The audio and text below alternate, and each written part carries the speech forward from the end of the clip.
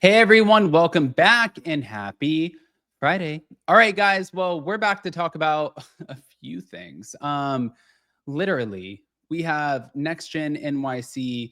To be honest with you, I feel like we're all over the board, but we have Next Gen NYC. We have a little bit of Real Housewives of Miami. We have some other stuff that we're going to throw in here. But regardless, if you guys did not check out Hot Messy Topics on Up and Adam channel 1, then definitely go check it out. But in the meantime, smash the like button, show some love, and yeah, I feel like we should just get into it. But it is kind of wild. Like at the end of the day,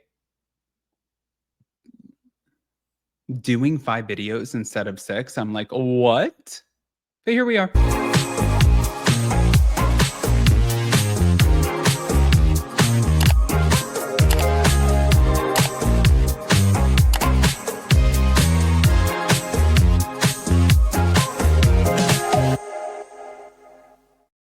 All right, guys. So we're going to start here with Gia Giudice, because Gia said season 1 of Next Gen NYC wasn't the best reflection of who she truly is or how she treats her friends. So she did note that some of her expressions became readable without me even opening my mouth, is what she said, and she felt misrepresented in her day-to-day behavior. But she addressed her dinner argument with Riley Burris over a bowling alley plan, and Riley was 100% correct, and she shouldn't have, inserted herself. But all right.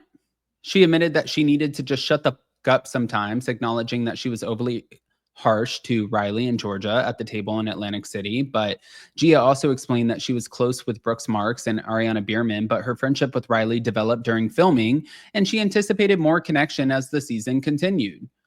Now, at the end of the day, Riley's interesting because Riley is like, stop putting me in a bubble as if I'm supposed to be friends with you.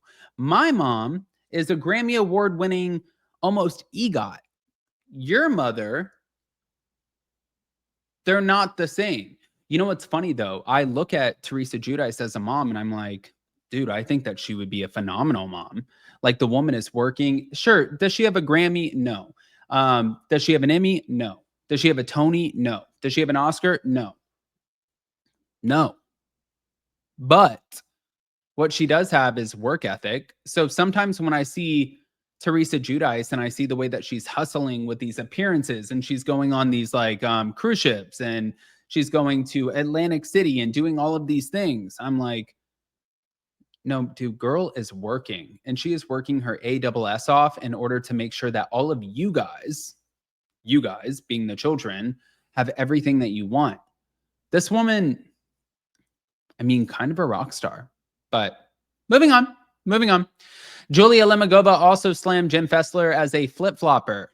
She also called her thirsty, accusing her of speaking about the Julia Guerdy feud without facts and then getting publicly corrected. And Julia sarcastically joked that Jenn Fessler flew across the country only to be edited out of the episode, and highlighted that Jenn Fessler did not remember key details of the cruise and kind of like the event, what happened, the structure of it, the schedule. But to be honest with you, she said, this is why people call you Jenn Flip-Flopper Fessler. She said, because one day you're really, really loyal and one day you're not. And the fact that she is calling out Jenn Fessler for flying down to Miami to be recorded and be seen by all of the Bravo cameras, only to be edited out, which is what she said, which is fucking embarrassing as shit. Yeah, Julia Lemigova won that one. She was like, girl, you came, you saw, and you did not conquer shit. Yeah, that's what she said. She was pretty much like, oh, okay, well, you're on the Real Housewives of New Jersey, right? Your show's on pause. And as of right now, you're not even invited to, oh, you're not invited to BravoCon. Okay. So you're probably not going to be on the no, you're not going to be on the show. Okay. So and then I think that everything started like clicking for her, and she was like, Oh, no, I don't have to sit here and kiss anybody's ass. And I think that's what happened. But speaking of not kissing anybody's ass, thank you to Bravo Snarkside. Julia Lemigova came out with some words for Guerdy after this week's episode when Guerdy decided to share the text messages. And that's exactly what she did. She shared the text. And the text, yeah, well, what Julia said was, wow, you could have done that at any time, not at something that is so close to at Guerdy Design's heart. You just canceled out the meaning of why everyone was there. Cancer survivors, I'm usually a fan of Guerdy's, but I don't like public humiliation that was planned. I felt so sorry for at Julia Lemigova.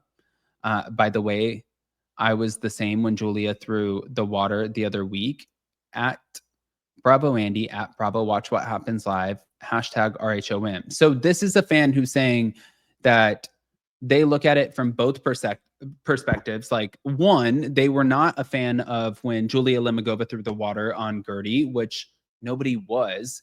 But then two, they were not a fan of when Guerdy just like publicly humiliated Julia Lemigova, which was, I mean, not only embarrassing, but it was mortifying. But hold on. Doesn't stop there. So she compared the enthusiasm. Oh, by the way, this was her celebration of life. She exposed Julia's text and called out the cast double standards, especially since there was during an earlier incident when the water was thrown at her. But she compared the enthusiasm shown by others at her party versus their indifference when she was humiliated. And she said that she felt like she was on the Truman Show. We can't move the goalposts every single time when it only applies to me. But Guerdy emphasized that she's entering a new phase in her life, cancer-free, setting boundaries, refusing gaslighting, and announced her memoir From Trauma to Trophies due November 2025. But Stephanie Shoji also commented on Watch What Happens Live that Guerdy tends to hold grudges, urging forgiveness. And she traced the Julia Guerdy feud back to the prior cruise incident and suggests that it remains unresolved despite mutual apologies. So Stephanie Shoji, I think that one, she's somebody who does not have a dog in the fight. And two, it's somebody that I would trust in hearing what they had to say. I'm curious to hear what all of you guys have to say. Guys, pop off in the comment section. If you're not subscribed, definitely get subscribed.